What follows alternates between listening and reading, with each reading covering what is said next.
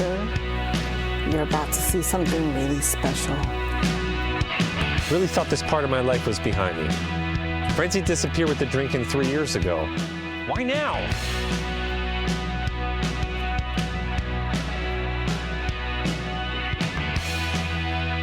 This makes no sense, and I'm right on the verge of freaking out. Back from your life. These people can be animals. What you burn. Thingy's out. Some bitter things you should never. Good cheese. Learn. Wallow through the days. Remember, cosplay's not consent. So here's to me. Congratulations, me. Yay, me. This would all be so much easier if I was hammered. Hammered. Won't be there anymore. Right. You can take away the anger, but you leave behind the pain. It's your soul I New ventures are always scary. feel till I'm melting Blah, blah, blah. Something positive and uplifting. tomorrow. But the hurt will still remain. In your soul I'll live forever till I'm melting in. Don't miss our new film, The Love Song of William H. Shaw, coming soon to a streaming service near you. Hey everyone, this is Clif from Talking Pondo. Just wanted to give you a quick heads up about spoilers on the show. We do talk about the films in a certain amount of detail, so you may want to watch the film first and then come back if you're not a fan of spoilers. Also, every now and then there's a little bit of adult language, so we wanted to give you fair warning on that. We hope you enjoy the episode, and we really appreciate you listening. Welcome to Making Pondo and Talking Pondo. Talking Pondo is a podcast where we pick out 2 movies each week and talk about them in detail. Making Pondo is a podcast where we talk to people we've made films with and we discuss all their experiences on set.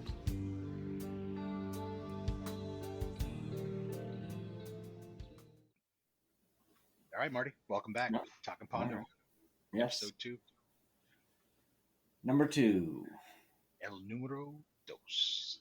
where we picked another 2 movies to discuss. I picked a Yes, movie sir. to show Cliff. Cliff picked a movie to show me.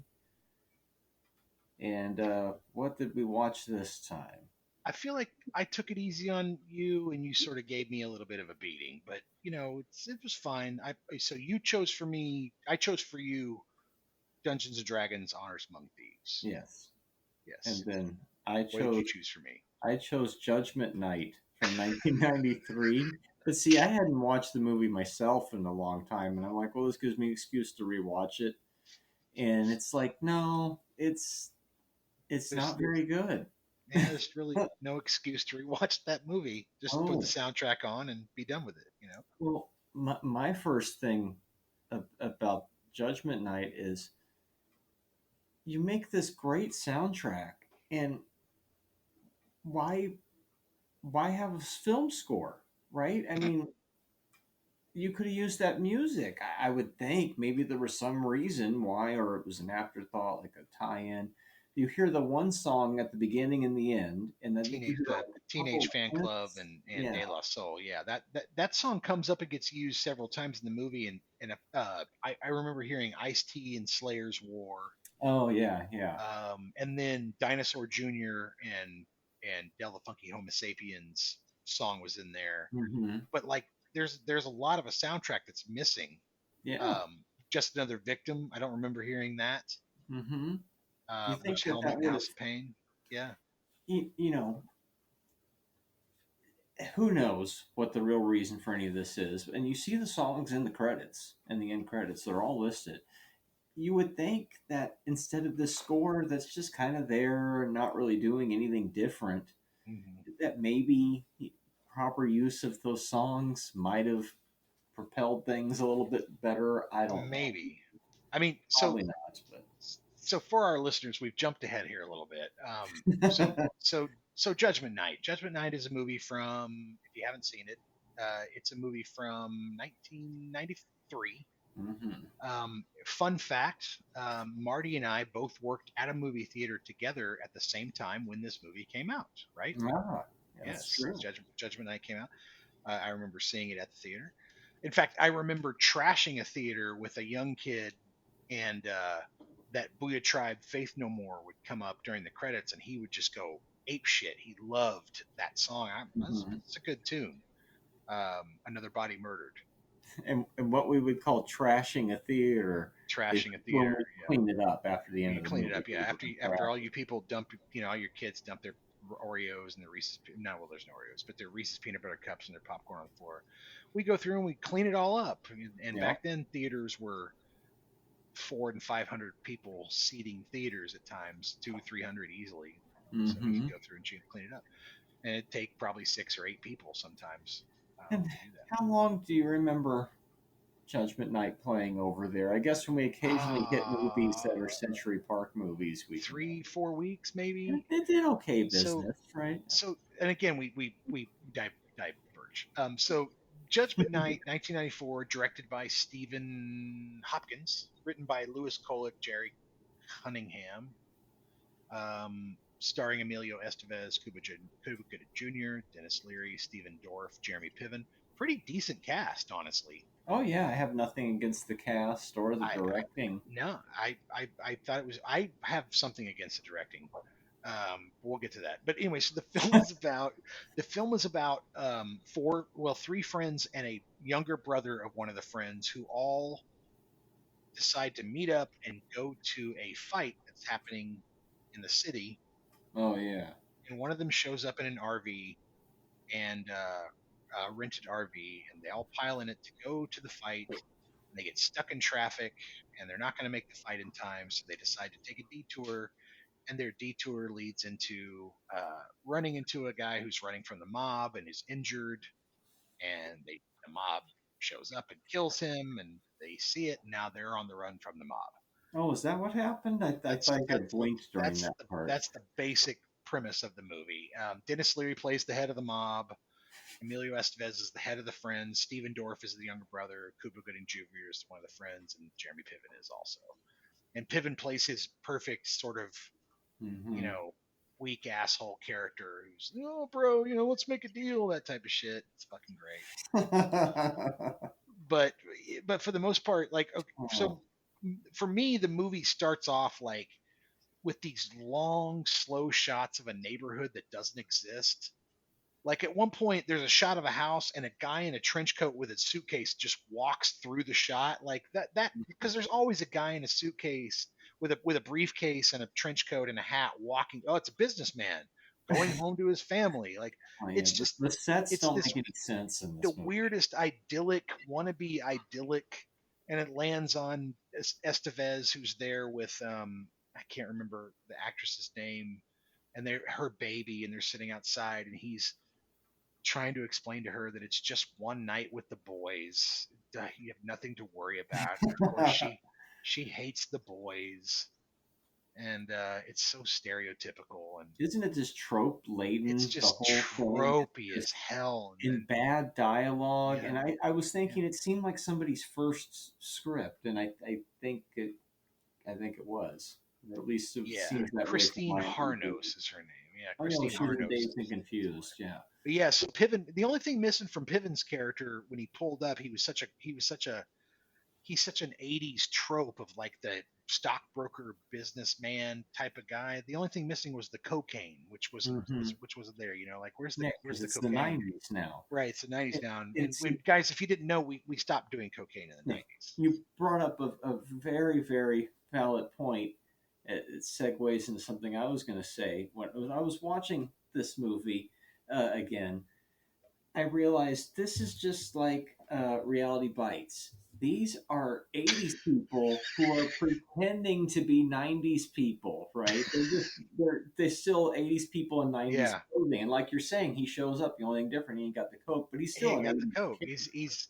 He's just such a bad car salesman. And weirdly enough, he plays a car salesman later on in his career, and it's the same guy. But anyway, and so it just feels like somebody watched Die Hard a lot and said, I could do that.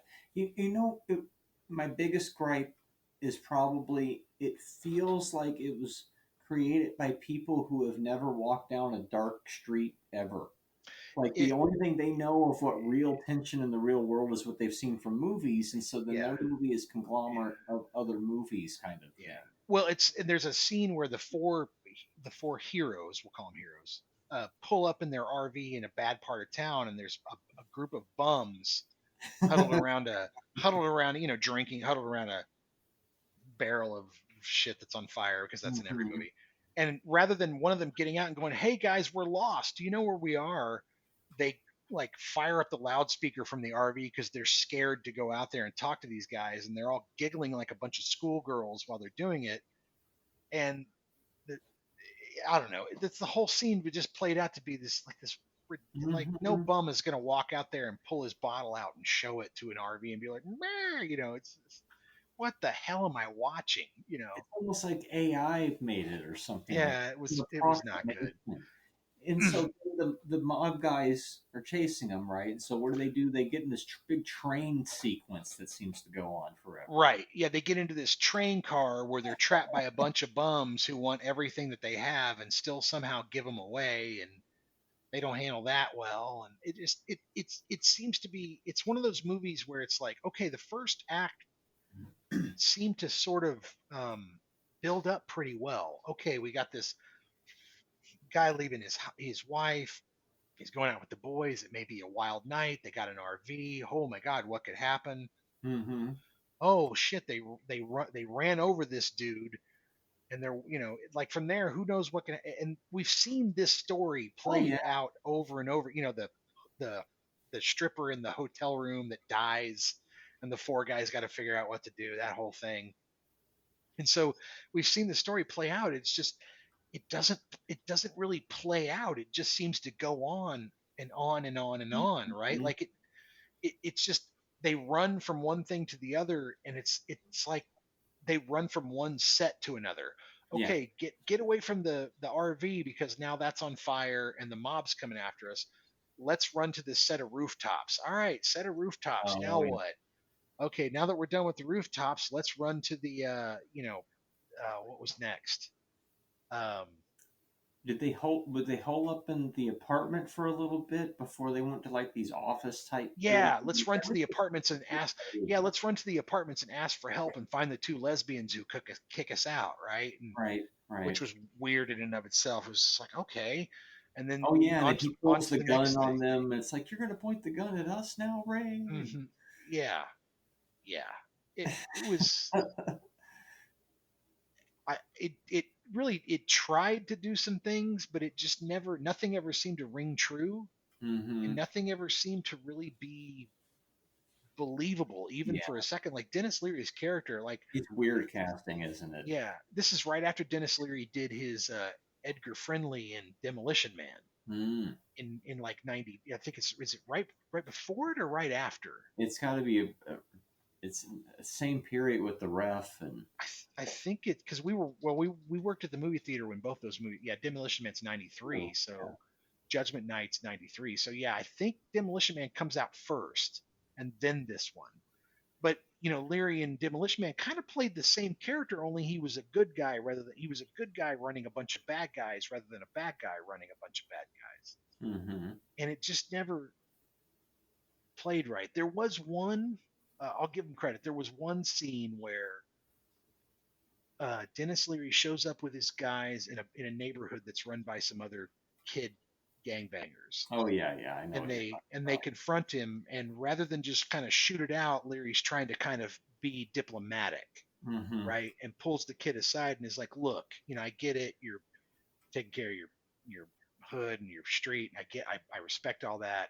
What's it going to take for me to get out of this? How much is this going to cost me?" And the kid's like, "If I want your money, I'll take it." And he says, "You'll take my money, but you ain't going to take my money. Do you understand the difference?" Right? And then gives the kid the money, and the kid goes, "Your money's got blood on it." And he goes, "Do you ever see any money that didn't?" Yeah. And I was like, okay, that's probably the truest sequence in the entire film for me.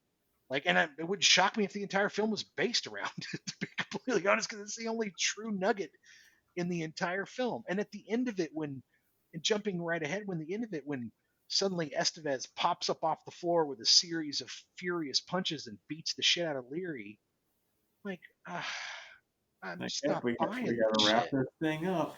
Yeah, And I have two comments on both of those things. One of the things I liked was, and at the end, even though as dumb as it is that he falls on the stairs or whatever, Yeah. and they didn't do the horror movie trope where he jumps back up for one more. No, he's done. Yeah. And it's like, well, thank you for at least not doing that, where he's That's true. Yeah, there was no sudden jump up and try to kill again type. Yeah, jump scare. You're right. And I kind of honestly, I had forgotten the movie. Watching it, I'd kind of expected it. Right. I totally expected. It's like, because this is the kind of piece of shit movie that would do that. Oh boy! But it's funny that scene that you point out, because what is that telling the audience? That's telling this guy is willing to fucking talk it out, and these assholes aren't letting him. They're making it worse for themselves. Well, but that's where the movie. That's why the movie's so fucking bad and confusing. Is like, oh, he'll have the internal logic of the film is I'll talk it out with the bad guys, but I'll just kill the other dudes. Yeah. And I mean, I guess in some weird way you could say, well, the internal logic is bad guys trust each other more than good guys because good guys run to the cops or whatever the hell that is. It's just it's not really explained in the film. It doesn't make a lot of sense, and it seems to be very arbitrary. Yeah. You know what I mean? And they do at some point, like in the early on, they're just like, hey, can we work this out? We don't need to, we didn't see anything. We'll just go our way. Nope, that's not going to do it. And so that's what sets off this whole thing. But then you're right. Later on, he's making deals with other make a deal with other gangs, right? It's like, oh, he is willing to make a deal, but you guys have Jeremy Piven's Ray character who's just making things worse and worse. And he dies, and they don't even seem to care. Ray! And then they're off doing their shit again. And it's even funnier when you get so tropey by the end, and they're going off on their stretchers, and they're all, and I'm like, yeah, what about Ray? Have we all forgotten about Ray? Oh, fuck him. It's his fault that this happened. Ray was a piece of shit anyway. I am glad they didn't take the little brother trope farther to where he tries to go off by himself and attack them, and they have to do some sort of rescue scenario or some silly shit some silly shit like that. But at the same time, I also didn't really get it. Like, Dorff's character wasn't really there, other than there seemed to be like this. They wanted this subplot where it's that subplot that they have in Seagal movies where they're like, well, he's been dormant for 20 years, but back in Vietnam, he was known as the Glimmer Man, and he would just cut your throat and blah, blah, but he's a man of peace now, but now you've pushed him to the edge, and here he comes. And it seemed like they wanted that with the Estevez character, where the brother's like, even what's his name's character, Cuba Gooding Jr. Goes, I remember when you used to not even ever put up with that type of shit, and it's like you build towards that, but you don't ever really. It doesn't pay off, and then suddenly, it's supposed to be the excuse that he jumps off the floor at the very end after getting his ass whooped and just kicks this guy's ass? It doesn't make any sense. The film exists in this really strange window, this pocket where before people tried to be Tarantino, they were still trying to be Scorsese in a way, and this one falls in that. I just have Reservoir Dogs to pull from. There is no Pulp Fiction yet, so I'm trying to do fake before the fakes come. I feel like you made the right illusion earlier where you called up Die Hard, and I feel like it's more Rennie Harlan. Yeah, where they're like, let's do a Rennie Harlan, and let's hit those Die Hard beats of because Die Hard's not anywhere close to the same movie, but it's set up and then chase, right? Which is what this movie is, set up and then chase. Only Die Hard does it so much better. They build the tension, the bloody feet, the getting away at the last moment, all the stuff that he has to go through, the calling the cops, them getting shot. It's such a better movie because they keep escalating things, and John has to keep going through them and suffering. And this one, it doesn't. The suffering's not there. They're suffering, but they're not, like you said, like, oh no, fucking Piven's dead. Oh well, come on guys, let's run. Let's go. Are we still having lunch? Yeah, let's have lunch. So many movies were like that back then, and you just, there's no hint of trauma, or at one point, doesn't Emilio Estevez's character get hit or knocked down or something, and then 2 seconds later he's back up giving some big speech, and I'm like, that is just not real life. Of course it isn't. It's ridiculous. Like, not even The whole close. movie is just ridiculous. It's a silly ass movie Mm-hmm. about a bunch of I guess you would say entitled people nowadays Mm-hmm. who run off to have an adventure and end up having a bad adventure, but somehow come out of it are the heroes of the whole deal Yeah. rather than the victims. And I don't know. Don't arrest me.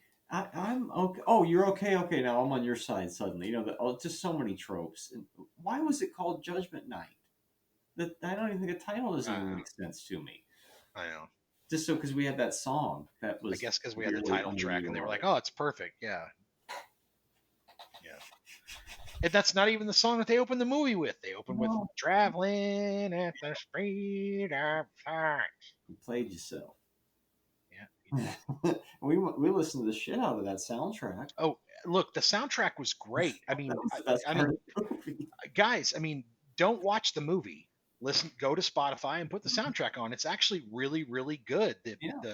There's several tracks on that are fantastic. I really like the Ice-T Slayer War track. It's aggressive as hell and really cool. What's the motif of the whole album? It's two bands that are kind of different performing one song together. Yeah, right? it's in my opinion, it's that, and people can correct us in the comments if they want, but I lived through it. And here's what I'll tell you from what I remember. I remember Anthrax and Public Enemy. Before that, I remember Aerosmith and Run DMC. Yeah. And then years later, you get Anthrax, Public Enemy's Bring the Noise, which is awesome. And then you get this album, which is an extension of that, in my opinion. Somebody said, what if we just do that for an entire album? And it was fantastic. There's a couple of duds on there, but for the most part, it's a really, really good album. Oh, yeah. So,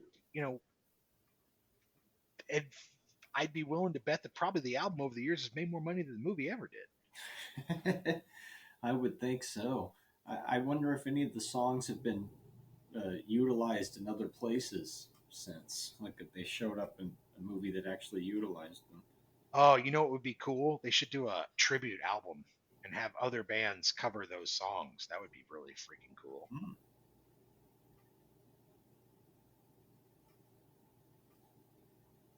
But yeah, I was sitting there even the title doesn't make any sense. Well, we had Judgment Day, Terminator, so now we have Judgment Night.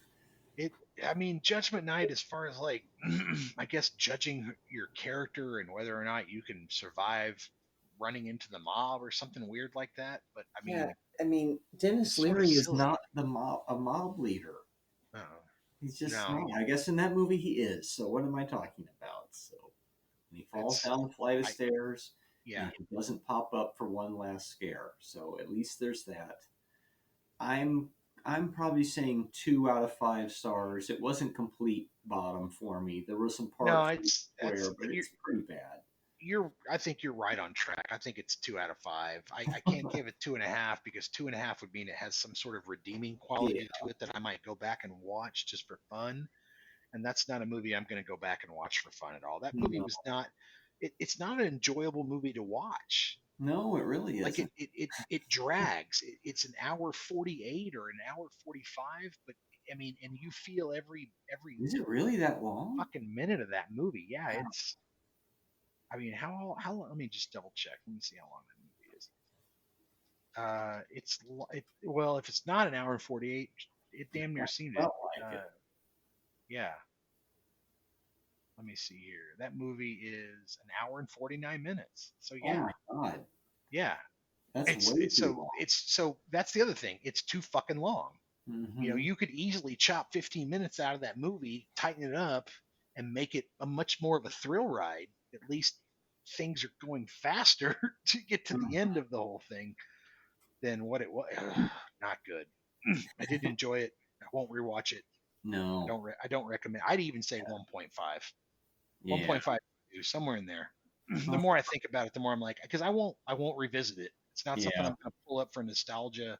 Yeah, I think I'm good. I'll go back to the soundtrack. Yeah. Soundtrack's freaking great. Mm-hmm.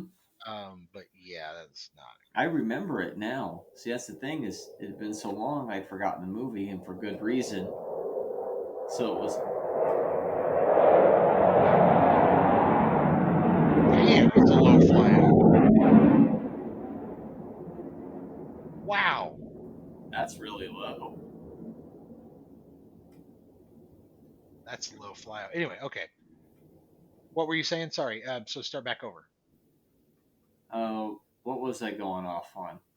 We were talking about revisiting only the soundtrack. Oh yeah, see, it'd been so Hang long on. I'd forgotten them. Hang on. 1, 2, 3. It had been so long that I'd forgotten the movie, and for good reason.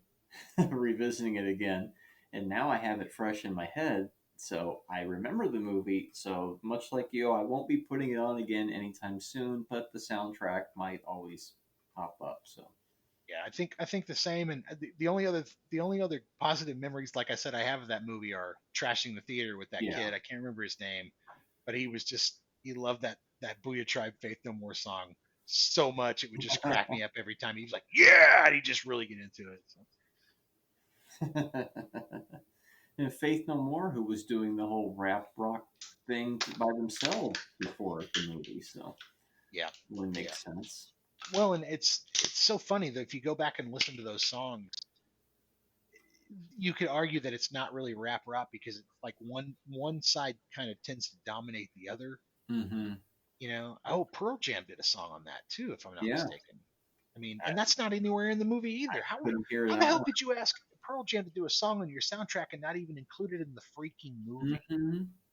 in '93, bro? I really wonder if the majority of that soundtrack was an afterthought for a marketing tie-in.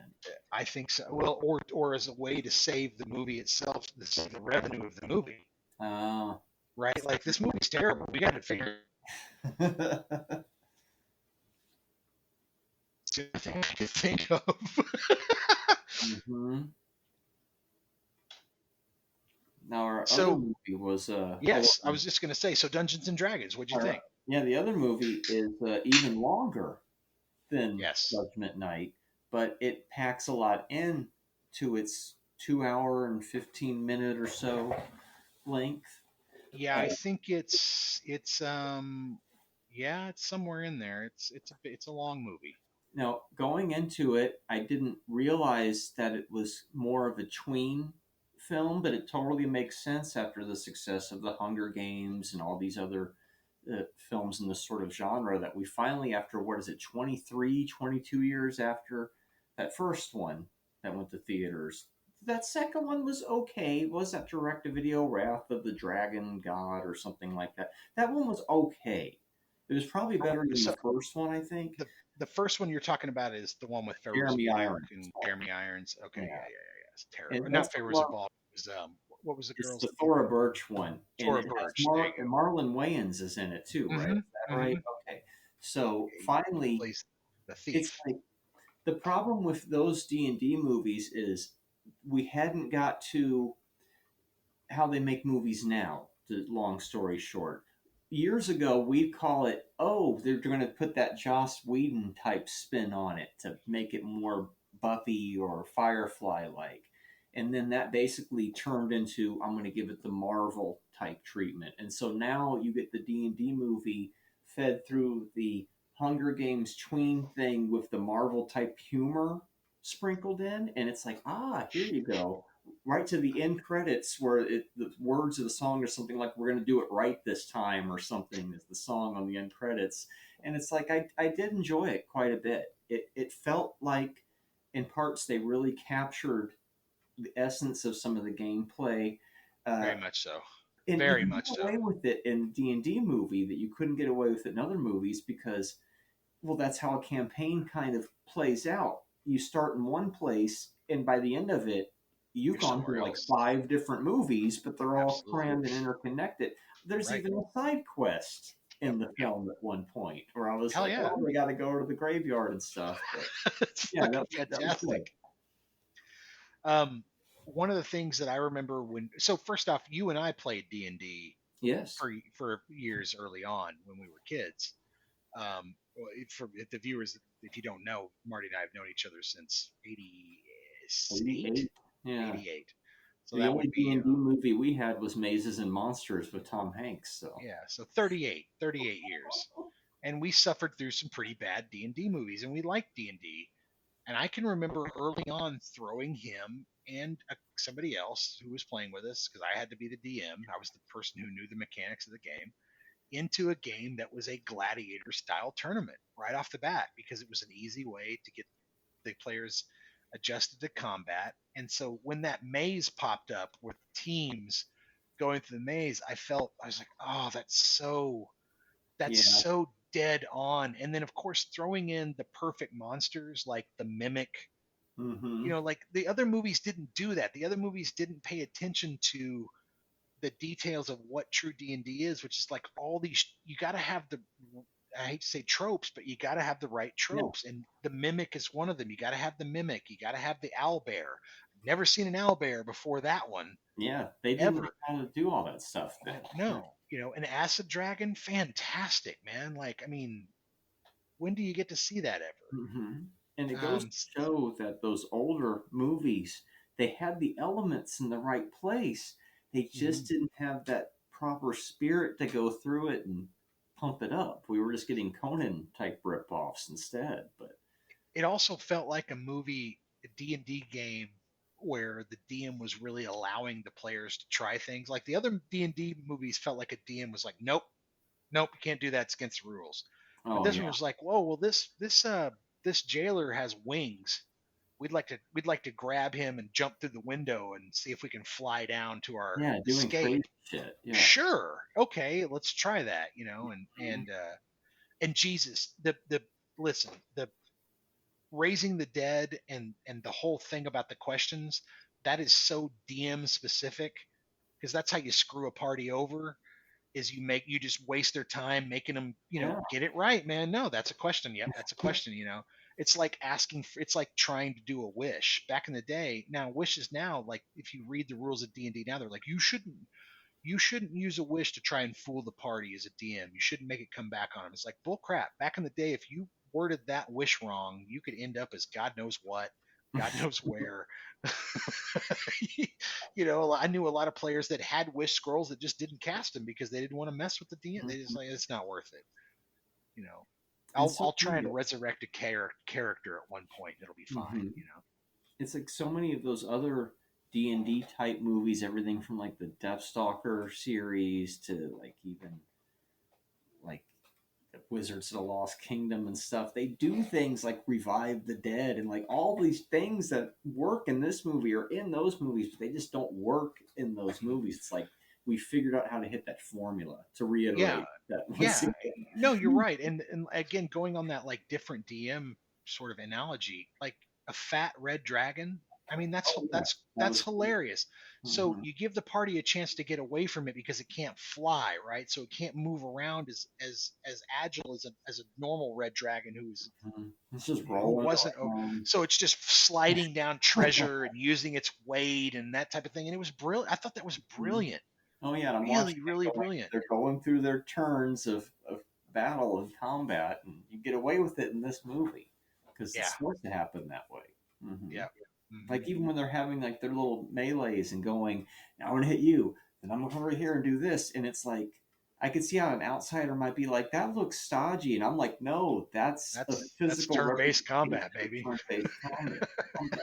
And then they get up close and they switch to the daggers and just the little details. The D&D cartoon people showing up in that maze. Yeah, that cracked me up. Dude, that was so good when he finds the fucking barbarian, when the barbarian finds oh my God, dude. It was, I commend the writer. One of the writers was from Freaks and Geeks. Yeah, did not know that until we started recording. Yeah, and his name is, what's his name? John Francis Daly. Yeah. So, I mean, I commend them. Apparently, he co-directed, produced it. I commend him. He got it right. Finally, a D&D movie that sort of captures the fun. Yeah. I mean, D&D is fun. It's not just about fantasy stories that are like Lord of the Rings with all its heaviness. Somebody who cares about it. And another interesting aspect I thought was they still have the main white dude in the movie, right? Like he would Sure. have been the lead of the film, but now his Sure. story is still in the movie, but he is not the main course. It's more Yeah. like an ensemble. He's almost like a supporting cast in there. I'm like, it's interesting how we've told that story so many times. Now we can pivot to where we can tell some of these side stories They more. turned everything on its head. Bring in Michelle more diversity in your campaign because that's what Yeah. you would do in a game anyway. So Michelle Rodriguez having a thing for short men was the funniest thing. Right. I mean, were they supposed to be like halflings? Was that yeah, supposed to they're be the halflings. representation Bradley of Cooper's this tiny ass halfling, and here's Michelle Rodriguez, this giant 7-foot barbarian, and of course, who walks in the door? His new girlfriend, who's also a 7-foot Oh, yeah. barbarian. Which was, And she you was know, from well, Ted Lasso, right? Is that the? yes, she Yeah. was. I think that's right. Yeah, She's the Yeah, I think that's assistant right. who never wants to like have fun or smile or anything, right? yes, Collects the snow. Barbara. Yeah, that's right. Yeah. That was fantastic. I liked it that he's like, oh, okay, well, everybody has a type, but at the same time, that's a hilarious type. You know, Mhm. very. I don't know. I really enjoyed that movie. I thought it was sharp. Yeah, I mean, your classic campaign setup where it's like he was a cleric, but now he's renounced that, so he's become a thief, and that's made things get even worse because he's pissed off these red wizards and shit, and so then you have to build your campaign of who's going to go on the journey with you, and then it's just very much like when you would play a game, and then you get your objectives, and yeah. It made a lot of sense. You know, Mhm. it's the first one I've seen capture the sort of the humanity of playing D&D, right? Like where it's Yeah. like people inject themselves into their characters, so you see funny things and weird things, and you know the thing where she doesn't like people messing with her potatoes. That's a fun trait, you know. And I don't know, weird the fact that this wizard can't seem to command any serious magic, you know, and he's after this girl who's like, you're not a serious magician. He's like, I am a serious magician. I'm like, no, you're not. Yeah, I enjoyed it. I'm glad that you enjoyed it. I was wondering how you'd like it. I figured you probably would. Mm-hmm. It's a super likable movie, but there's no telling. Sometimes sometimes you're just like, I mean, it is long, but it needs to be. You can't do that and have it not be. I'd agree with you. It was a little long. 2 hours and 14 minutes is a little long for a D&D movie. Yeah, they probably could have chopped some stuff out of it. Hugh Grant was a great bad guy, though. Mm-hmm. He played the right kind of cowardly bad guy. You know, watching it, I could feel a lot of that Raimi influence in some of the shots where you get that real, pulling in and all that, type. And it's like, oh, yeah. And then I'm sitting here thinking, it's always the first couple movies that Raimi made that seem to be the ones that are influential, that inspire people, right? Not so much as later work. And then, to my surprise, Oz, the Great and Powerful, or whatever that was called, I started seeing influence from that one pop up in this one. Like when, interesting, really, the balloon, and he's, his whole big. It kind of reminded me of like between that and Thor Ragnarok, kind of like a combination of those two, like game type worlds, or the Wizard's world. Raimi meets Watiti, huh? Mm-hmm. And see, then you can make the Kevin Bacon connection with Freaks and Geeks because James Franco. I love it. I guess we're not supposed to talk about him anymore.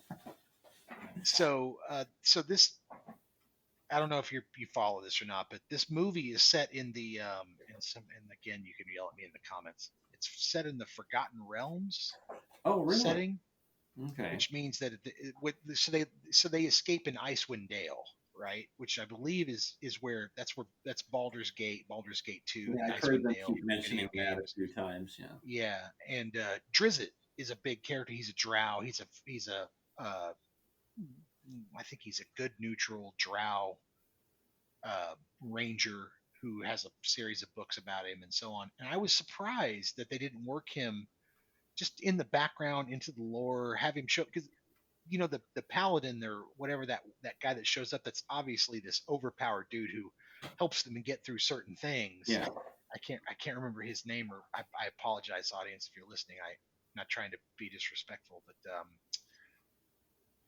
what is his name? Zink? Something like that, right? He's like that fighter guy who shows up. Yeah, That's yeah. no Roger real- Jean Page is Zink. Yeah, so he's kind of the guy who's like, oh, well, let me get you over the hard stuff, and now you're on your own. It would have been cool if that was Drizzt, honestly, Mm. because he's a very I'm a fan. I read several of his books.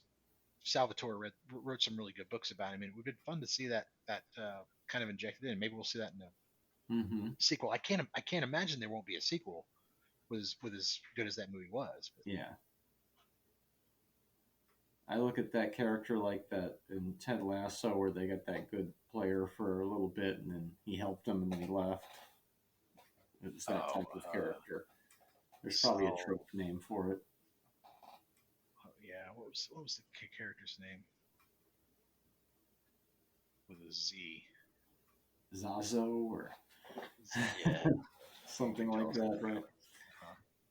But yeah, so it'll occur to me. they break out of prison in the beginning. It turns out Yeah, they didn't so need to. They I were guess gonna we keep should probably go over the movie. Yeah. So the movie is starring Chris Pine and Michelle Rodriguez. It's got a great cast. Mhm. Chris Pine, Michelle Rodriguez, Hugh Grant, Justice Smith, Sophia Lillis, all very good. And at the start of it, Michelle Rodriguez and Chris Pine's characters are locked in prison and trying to explain why they should be let out.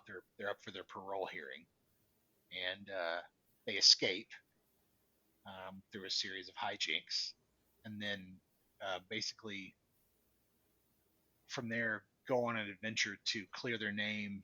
And you get basically a backstory on Chris Pine's character. His daughter is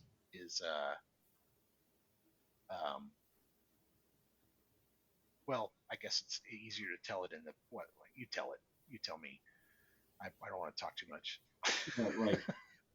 You know how he was like kind of a cleric or whatever, and then he renounced all that and started becoming a thief. Yeah. That's the long story short. They don't tell us till the end what really happened because he was. Well, he's a thief who became a harper, so I guess he's stealing for good. Oh, that's right. Or I guess he's more of like a bard. Oh yeah, that's true. He is kind of that bard character because he's Yeah, I always. guess he's more of like a bard. He sings songs, and he's not really a thief to be true, which is an interesting choice to focus a movie around a bard. But anyways, so he's a bard. He works for the he's also a thief, and then he decides to work for the Harpers, which is a good group, kind of a spy organization. He gets married, he has a kid, and then he gets found out for being a Harper. His wife gets killed, so he runs off with his daughter. He goes to prison. Oh no, I'm sorry. He is broke. Harpers don't pay much, so he ends up going in on a job with a bunch of thieves, right? Right. But they had already got somebody crooked in their campaign that screwed him over. So right. So there's a betrayal during the heist. He's arrested for it. His wife is killed, I think, and then the baby is taken by one of the people that betrayed him and is raised by that person, which is Hugh Grant's character. He's in prison with Michelle Rodriguez, who's also trapped in this, and they get out and they go back to basically right the wrong, and they meet back up with the magic user who was with them in the party, and he's a terrible magic user. They end up hiring like a tiefling who's oh my god, I'm so terrible at this. Why am I so terrible at this? A druid. She's a druid. She's a shapeshifter. Mm-hmm. So she can change shapes, owlbear, so on and so forth. And then they end up recruiting who else? Well, they do run into that paladin guy at one. They run into the paladin dude, yeah. He's almost like an NPC, and yeah, exactly. He shows up and he just does his thing, and then gets him past a certain point. Once what he's there for is used up, it's also nice how the movie gives. In any other movie, you'd be like, "Oh, that's contrite" or whatever. But in D&D, it makes sense where it's like they're going to be given what they need to use later, like that staff that can teleport them from one place to another. Well, not really teleport. They made it like a little thing they can walk through. Right. No, it is kind of basically a teleport. It's a short distance Yeah. teleport. But yeah, you're right. It's If they hadn't gotten that from her stopping back there, it's almost like the DM would guide you to right, make sure right. you, Make sure you get the right things if you do the right stuff. if Yeah, you're going to need that yeah, thing later. You know. yeah. So I'm basically, sure the video plot is games do that all the time now. yeah. So basically, at that point, the plot is Chris Pine's trying to get his daughter back. They're trying to right the wrong. They gather a group because they realize that they have to go against this other magic user that was with their group that screwed them over. She's a red wizard, so they have to go up against the red wizards. And when they get to the town to go and confront this guy, Hugh Grant's character, and tell him, "Hey, give my daughter back," he puts them in another trap with the red wizard and puts them into this battle gladiator type maze thing, where they have to fight their way out of it. Go and find the daughter, convince her that he didn't really leave her, that whole thing. Mm-hmm. And then from there, escape before the red wizards take over. As they're escaping, they realize, oh, we can't just leave the town to the red wizards, and they go back and they Of fight course, that off yeah. too. You have to, yeah. Well, it's like, your Well, DM we're not heroes if we you don't, right? can end the game right there. Mm-hmm. And they sail off as destruction goes off behind them. Congratulations. You didn't complete your task. I mean, we didn't get the bonus points, but I saved the daughter and we got what we needed, so there we're good to go. You got to distribute that money like you said you were going to. All in all, I think probably the best D&D movie that they've ever made. Oh, easily. Like I could, if I'd seen that in '85, I would be so happy it wouldn't even be funny. Oh, yeah. I would love to see them make a D&D movie that doesn't feature a thief type character as the freaking main. It's every time. Mm-hmm. It's every time. It's the Han Solo shifty, ha ha ha type of character. It's like, oh my god, can't. I mean, yeah. Maybe tell it from a magic user's point of view, or I don't know, anything, but just the same sort of Had the same ending archetype. Yeah. As the first one. Mm-hmm. Because the first one ends with the resurrection spell, and I think the Marlin character, and then the movie ends. And it's like, wait a minute, I'm like, they're doing this again, but in a better, more involving way. But I did like Michelle Williams as the barbarian of the group. I thought she was physically very convincing. The way they shot her and the way they pulled that off, she seemed very dangerous, quite dangerous. Yeah, overall I really enjoyed it. I thought the effects were good. mm-hmm. Not a lot to bitch about in that movie. It was good to see stuff like that you've never got to see represented in a film. And we've gone through all the superhero movies, and it's like we've shown that you can do this, and so now we could see the gelatinous cube, or like the hands fighting with each other, or Right, exactly. And then using them in clever ways, like we're just going to be in the cube for a couple seconds. That's totally something that you would have come up with in a game that's outside of the box a little bit. Exactly. It was good. I preferred it way more than Judgment Night. I'll tell you that. Oh yeah, it's like night and day. Yeah, so much more.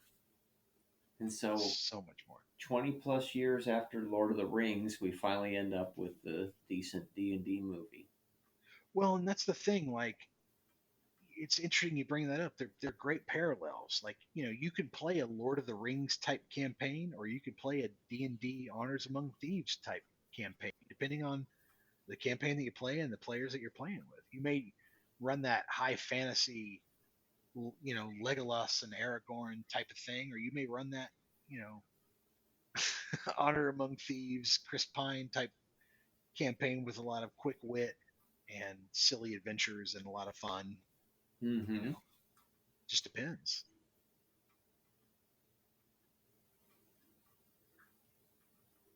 That's the best thing about D&D, in my opinion. Mm-hmm.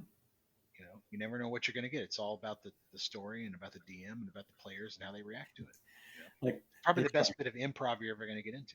right? They try to make that portal on that mirror and then it lays flat. But of course, you're right, because somebody rolled a 0, you know. Yeah, somebody rolled a 0 and the glue didn't stick properly. Yep, exactly. What?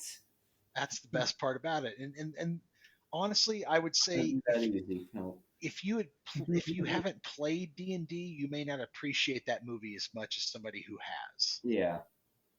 You know, because like if you've played it, they got a lot of that stuff right. Mm-hmm.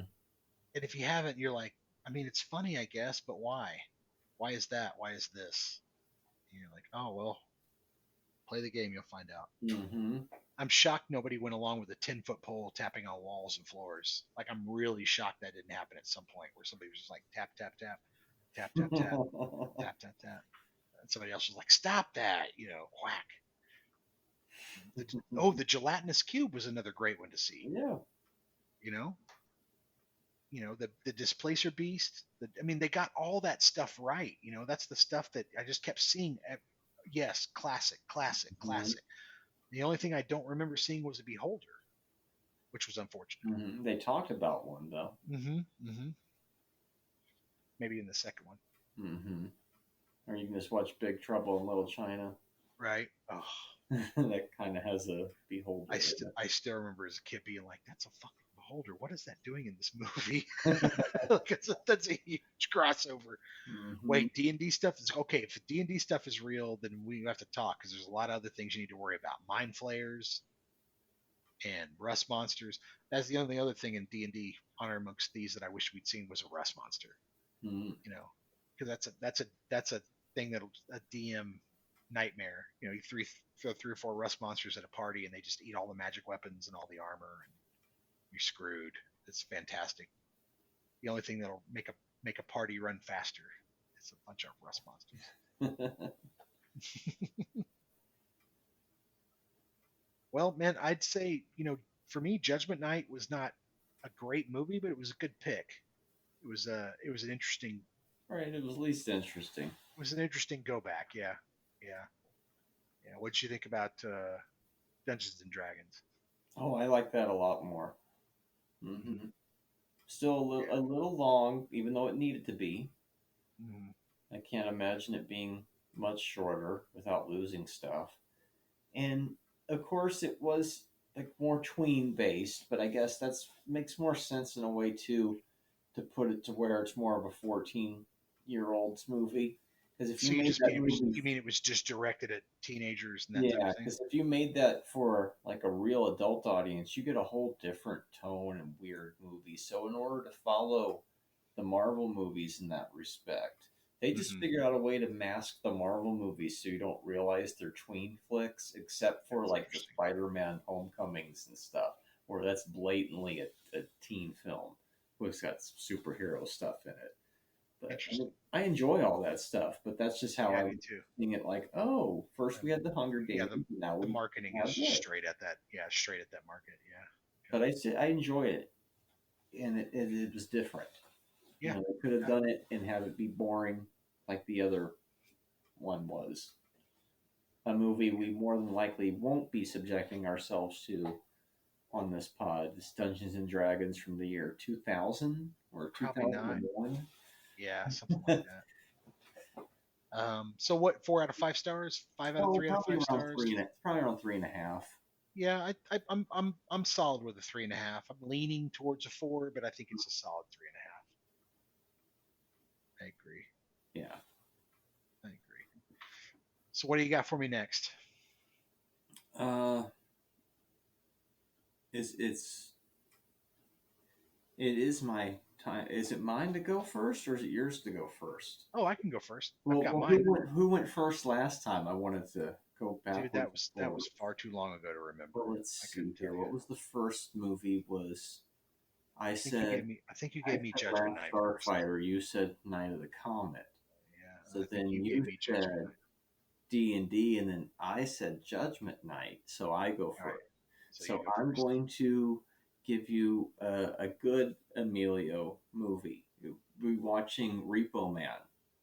Oh, okay. A movie that kind of has a similar feel, but it's better. Okay, Alex Cox, right on. Well, we have some history with Alex Cox, or some True. ties with him at least, that we can talk about in the next one. Cool. I'm gonna give you one that I really enjoyed that I've seen recently that I think I'm interested to see your reaction to. It's called Sisu. Oh, okay. Sisu. Mm-hmm. Nazi Germany, Sweden or Norway, something like that. It's gonna be interesting. I'm curious to see what you think. Yeah, mixing it up. So, yeah, so we'll mix it up. Yep. Yeah, why not? Yeah, that's All the right. whole point. Yeah. Yeah. All right. Well, cool. All right. Well, yeah. So please don't make me watch Judgment Night again. I appreciate it. Oh no, that was, from here on out, it'll be, I'm gonna rewatch something rather than, I used to like that. Oh, Let's throw that on. No, don't do that. Just Oh, give just me the do it movie. blind again, like Yeah, that? just do it blind again. I think that's the way to go. That's much better. Don't give yourself second guesses. Just give me the film, and I'll do the same thing. I think that's kind of the way to go. But yeah, so yeah, I'll talk to you next week. We'll see what you think. Right on. All right, man. Cool. Later. Thanks.